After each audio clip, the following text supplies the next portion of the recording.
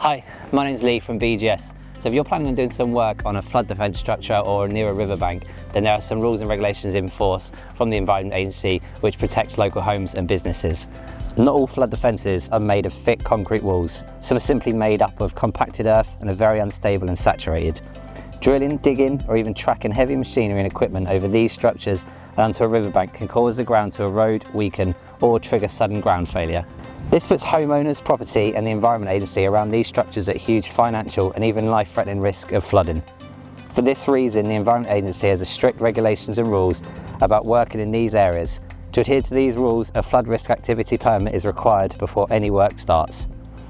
Now, even if your project is relatively small, this permit is a really important document. This can often be overlooked. Without it, should your work be proven to cause damage to flood defence structures or contribute to flooding, then you could face enforcement action and even prosecution, with the full repair damages being your liability. Even property owners can make claims against you for damages. So a flood risk activity permit is relatively cost effective to obtain in comparison to the costs that you face from not having one. We've got a good relationship with the Environment Agency permitting teams and we understand a lot of the rules that are in place regarding working near rivers or banks. So if you're thinking of doing some work near a river or near a flood defence structure, get in touch with us and we'll help you get your permit.